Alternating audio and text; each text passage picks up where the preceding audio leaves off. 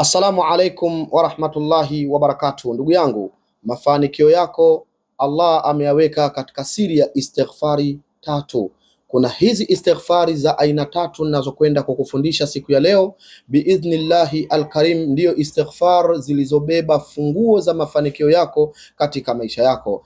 Istighfari hizi tatu ninazokupa ndugu yangu mpenzi wangu, kokote pale ulipo juu ya mgongo wa ardhi, ikiwa utazitumia vyema kama nitakavyokuelekeza, basi biidhni rabbil alamina, hii ndiyo Ramadhani itakayokwenda kukupa ushindi kwa idhni ya Allah subhanahu wa ta'ala, ukasahau machungu na maumivu makubwa uliyopitia nyuma katika maisha yako. Na kuomba unitegee sikio, wewe muhanga wa maisha yako yamekuwa ni magumu, mitihani na kuandama, misukosuko na kuandama, mabalaa na kuandama, una kila aina ya dhiki na kila aina ya mtihani, nitegee sikio lako la moyo kabla ya sikio la kichwa. Ndugu yangu ambaye umeteseka kwa muda mrefu na maradhi yale yanakutesa, yanakuangaisha, hujapona mpaka leo, naomba leo nitegee sikio lako kwa makini. Ndugu yangu ambaye umeshajitahidi kutafuta mtoto, bado Allah amekutahini mtoto imekuwa ni shida, ndugu yangu naomba leo nitegee sikio katika hizi uradi tatu ninazokwenda kukufundisha biidhnillahi alkarim, ndizo zilizobeba funguo ya maisha yako. Kumbuka ya kuwa mwezi mtukufu wa Ramadhani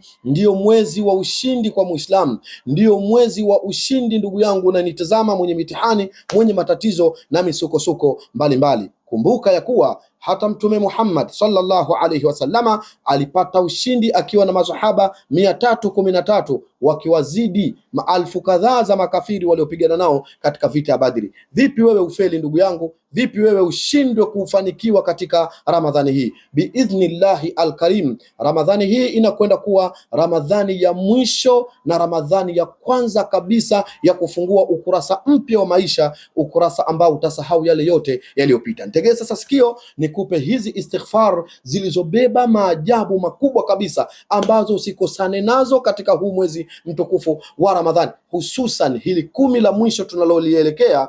Ndugu yangu, jitahidi sana istighfar hizi uweze kuzileta, nami nitakufahamisha ya kuwa kila utakaposujudu katika sijda utakazokuwa ukiziswali, iwe swala ya sunna, iwe swala ya faradhi, usikose kuleta istighfar hizi tatu ndugu yangu unayenitazama. Istighfar ya kwanza kabisa ni istighfar aliyoifundisha Mtume Muhammad sallallahu alaihi wasallama kwa mama yetu Aisha, Allahumma innaka afuwun tuhibbul afwa fa'fu anni, Allahumma innaka afuwun tuhibbul afwa fa'fu anni.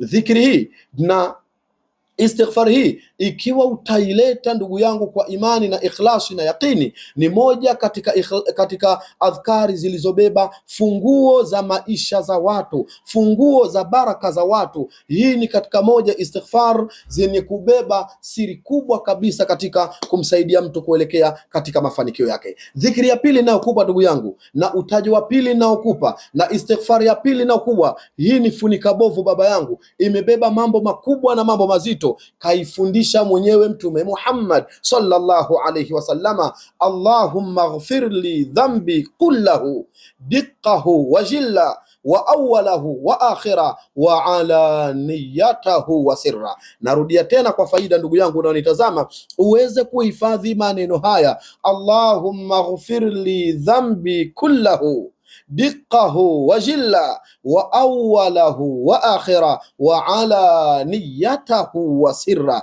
Nini tafsiri ya maneno haya? Allahumma ighfir li dhanbi kullahu, ewe Mola wangu nisamehe madhambi yangu yote, diqqahu wa jilla, ndogo yake na kubwa yake, wa awwalahu wa akhira, dhambi niliyotanguliza kuitenda na niliyochelewesha kuitenda, wa alaniyatahu wa sirra, na madhambi niliyoyatenda kwa siri na madhambi niliyoyatenda kwa dhahiri. Uradi huu ukijiwekea desturi ya kuuleta katika sijda zako unaposwali baba yangu, huu ndio uradi unaporomosha matatizo ya mtu. Huu ndio uradi unaondoa na kutoa mizizi ya matatizo ya mtu, hata kama mtu huyu alirogwa, hata kama mtu huyu alikuwa na hasad, hata kama mtu huyu alikuwa na kijicho. Hii istighfar ina maajabu makubwa kabisa kabisa ndugu yangu Muislam. Istighfar ya mwisho, sikiliza ndugu yangu, hii ndiyo funga kazi na hii ndiyo funga mwaka. Sikiliza maneno ambayo Allah anayapenda kuliko maneno yote. Istighfar hii ukiitaja ndugu yangu Muislam, Allah mwenyewe pamoja na utukufu wake aliyokuwa nao anasema, mja wangu nimekusamehe, nini unachokitaka nikupatie?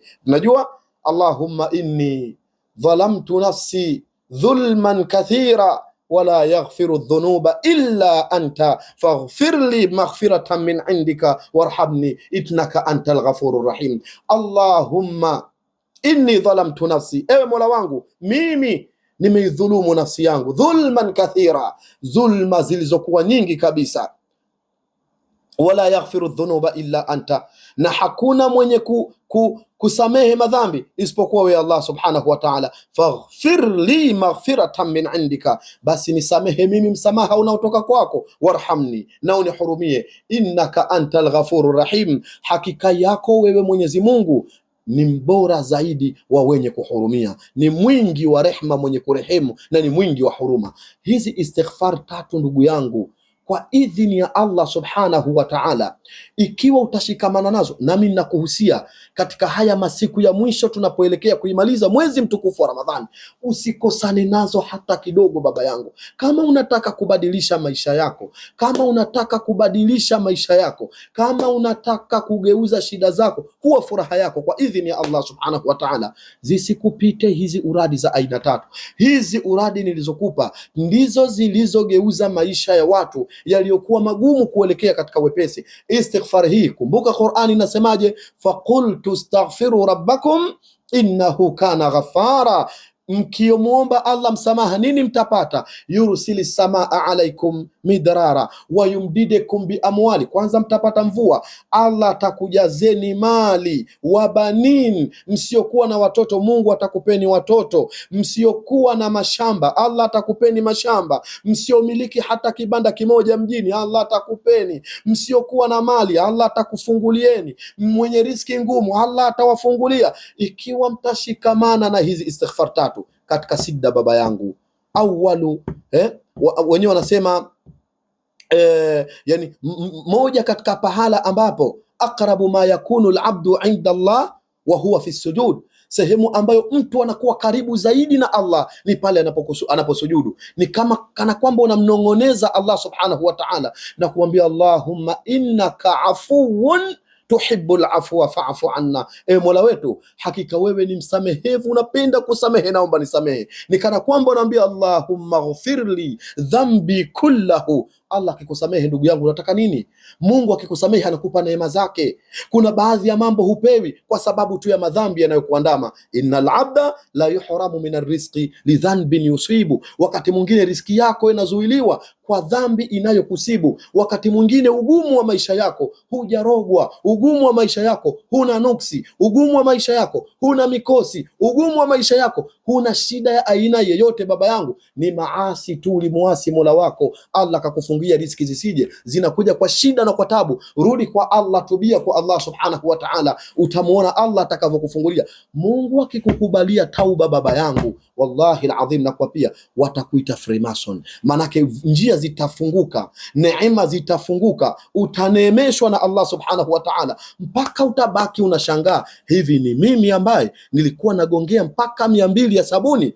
Muda huo tayari Allah kisha kufungulia na mambo yanakuwa mwaya mwaya, kama tunavyosema vijana. Usikae mbali na hizi istighfari tatu. Allahumma innaka afuwun karimun tuhibbul afwa fa'fu anna, Allahumma ighfir li dhanbi kullahu diqqahu wa jilla wa awwalahu wa akhira wa alaniyatahu wa sirra. Kisha Allahumma inni dhalamtu nafsi dhulman kathira wa la yaghfiru dhunuba illa anta faghfir li maghfiratan min indika warhamni innaka antal ghafurur rahim. Hashikamani mtu na hizi istighfar tatu illa Allah hubadilisha maisha yake, illa Allah humkidhia haja yake, illa Allah humpa yale anayoyataka. Ndugu zangu, kokote mlipo juu ya mgongo wa ardhi, wallahi alazim, kama kuna kodi na password za mafanikio basi ziko hapa baba yangu. Kama kuna ufunguo wa mafanikio basi ndio hii nakupa ndugu yangu. Na kama unataka usadikishe maneno yangu, kayaseme haya istighfar nilizokuelekeza kwa imani, ikhlasi na yaqini, mpaka machozi yanakuanguka ukiwa katika sijda, alafu uone baada ya Ramadhani hii maisha yako yanakwenda kuwa vipi biidhnillahi alkarim. La shaka fihi, tabadilisha maisha yako kwa idhini ya Allah subhanahu wa ta'ala. Na muomba Allah ikiwa utamwomba istighfar aweze kukusamehe na akukubalie kila unalomwomba na kila unalolitaka. Ni mimi ndugu yenu Sheikh Albashar, shukran lakum wa jazakum.